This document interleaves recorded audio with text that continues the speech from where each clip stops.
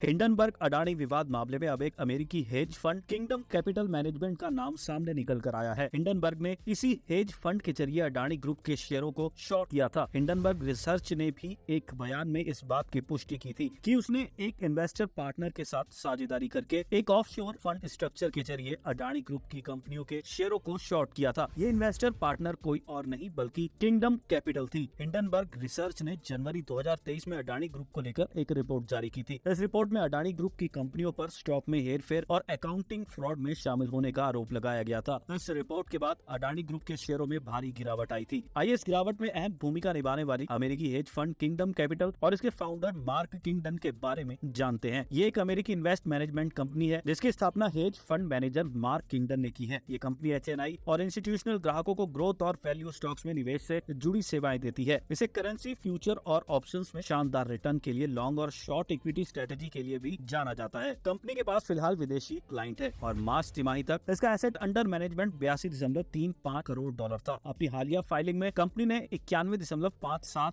Crore dollar की securities management करने की जानकारी दी थी। किंगडम कैपिटल मैनेजमेंट के टॉप होल्डिंग में the financial select sector, SPDR fund, Tenet Health Care Corporation, FTAI Aviation, API Group Corporation और प्रैक्सिस प्रिसीजन मेडिसिन शामिल हैं। मार्क किंगडन एक अनुभवी हेज फंड मैनेजर है। किंगडन ने कोलंबिया कॉलेज से ग्रेजुएशन के बाद 1973 में अपना कैरियर शुरू किया था। 1975 में सेंचुरी कैपिटल एसोसिएटेड के साथ जुड़ने से पहले उन्होंने पेंशन फंड एडमिनिस्ट्रेटर के रूप में शुरुआत की। उन्होंने 1983 में $20 लाख की शुरुआती पूंजी के साथ किंगडम कैपिटल मैनेजमेंट की शुरुआत की। 2007 तक फर्म बढ़ाकर $5.9 अरब की हेज फंड बन गई। इसे एक समय दुनिया के टॉप 100 हेज फंड के रूप में भी नामित किया गया था। इस फंड ने 1983 से 2000 तक सालाना 22.99% CAGR की दर से रिटर्न दिया था। सेबी के कारण बताओ नोटिस के मुताबिक किंगडन का हिंडनबर्ग के साथ प्रॉफिट शेयर करने का समझौता था। इस समझौते के तहत हिंडनबर्ग को उसकी रिसर्च के आधार पर होने वाली कमाई का 30% हिस्सा किंगडम से मिलता था। अडानी मामले में यह हिस्सा कम करके 25% कर दिया गया। नोटिस में कहा गया है कि किंगडम ने दिसंबर में ऑफशोर फंड स्ट्रक्चर बनाया और जनवरी में उसने अडानी एंटरप्राइजेस के शेयरों में शॉर्ट पोजीशन लेने के लिए 2 किस्तों में इस फंड में $43 मिलियन ट्रांसफर किए। हिंडनबर्ग रिसर्च ने अपने बयान में कहा कि उसने इन्वेस्टर पार्टनर के जरिए अडानी शेयरों को शॉर्ट करके $4.1 मिलियन